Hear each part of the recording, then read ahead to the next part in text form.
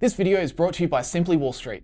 What are the big money managers buying and selling at the moment? That is what we're going to be discussing in this video, because there are some very interesting moves going down right now from people like Warren Buffett, Bill Ackman, Seth Klarman, and many others. So every 3 months, investment managers with over 100 million in assets under management are required to file what's known as a 13F filing with the SEC. Now, this of course sounds very technical and very boring, but it's these documents that actually show us what these guys and gals are investing in at the current time. So for small fry investors trying to get a little peek behind the curtain, these boring documents are actually absolute gold. Now, normally there aren't that many things to talk about, particularly when the market is riding, close to all-time highs. After all, these are the best value investors in the world, and usually they aren't buying much when the market is super expensive.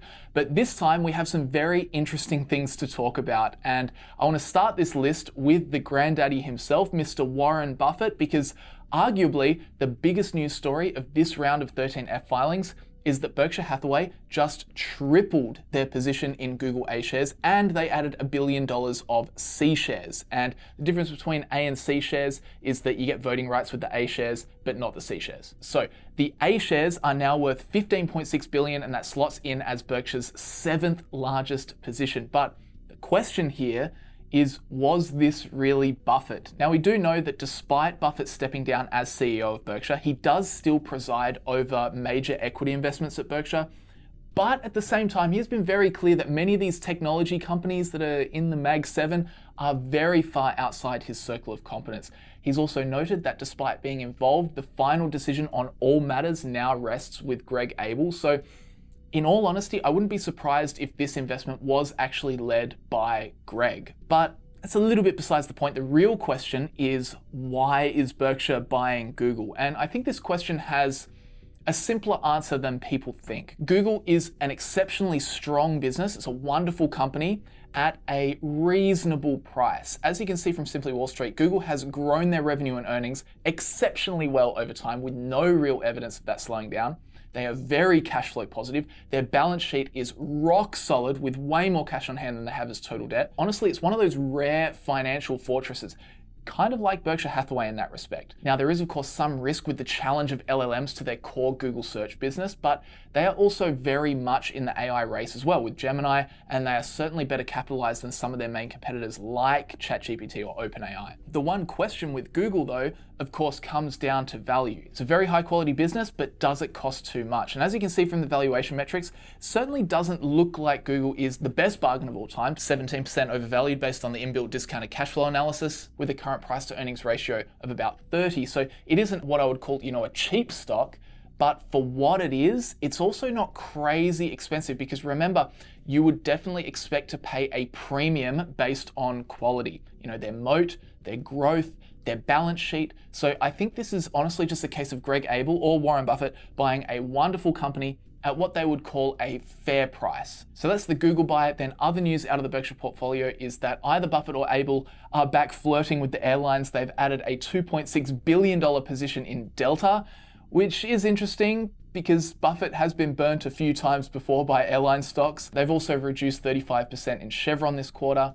But actually the more notable thing to talk about, yes, there is a more notable thing, is actually the companies that they have sold out of completely. Because get this, in this quarter alone, Berkshire sold out of 16 positions entirely. I don't think I have ever seen a cull like that before in the Berkshire portfolio. And I don't think it's a huge coincidence that this just so happened to be Greg's first 3 months being in charge of Berkshire. But to be clear, nobody quite knows the exact reason as to the cull. We can only hypothesize. Yet, having said that, there is one thing that does stand out about the cull, and that is that a lot of the stocks sold this quarter were known as Todd stocks. So Todd Combs was of course one of the 3 portfolio managers of Berkshire up until he left to join JP Morgan, and it appears that many of the smaller positions he had invested in under Berkshire have been culled in the last 3 months. Names like Visa, MasterCard, Domino's, Amazon, and a couple of others. So if I had to place a bet, I think the sell-off was a combination of those 2 factors, Greg maybe doing a bit of spring cleaning now that he's in charge, and also the selling down of Todd Combs' portfolio. It's also worth mentioning none of these sells dramatically changed the portfolio. As you can see here, the largest impact was Visa, which had a 1% impact to the overall portfolio, but nonetheless, very interesting. I'd honestly love to hear what you guys have to say in the comments too. Also, while we're here, I just wanted to shout out Simply Wall Street for providing the data for this video. I've actually put all of the new notable buys from the super investors into a portfolio over on Simply Wall Street. I've also put together a portfolio of the sells that you might want to check out, including some stocks that you might want to check out that didn't make the cut for this video. So if you want to analyze some of these stocks for yourself, check out the link in the description or pinned comment. And if you like Simply Wall Street, you can use that link to score 40% off a paid plan. But with that said, moving on into the next big move of the 13F filings, it's actually one from Bill Ackman. He has pulled the trigger on Microsoft. So Pershing Square has opened a $2 billion position that puts it as the 4th largest position in their US portfolio. Why? Well, again, this is one of those really, really solid businesses. Microsoft have a really solid balance sheet. They have an exceptional track record of revenue and earnings growth. As you can see, and this kind of gets to the nitty-gritty of it, their free cash flow isn't growing at the moment. And that is, of course, because they're currently spending massive amounts on the AI arms race, building data centers, power infrastructure, buying GPUs, and so on and so forth.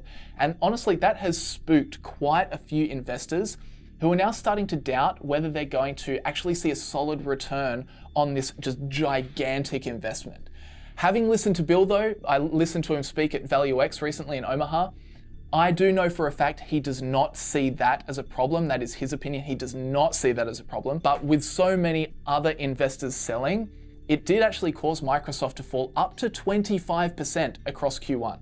And this is exactly what value investors look for, right? When fear takes over and it causes a sudden drop in the share price of a really high quality business. So as the stock was falling, Bill Ackman was loading up the truck. And as you can see, at a PE of 25, it's not as crazy expensive as many of the other Mag 7 companies are, with their PE ratios up in the 30s, the 40s, the 50s, and so on. A PE of 25, of course, meaning that investors are willing to pay 25 times the company's current annual earnings as a share price.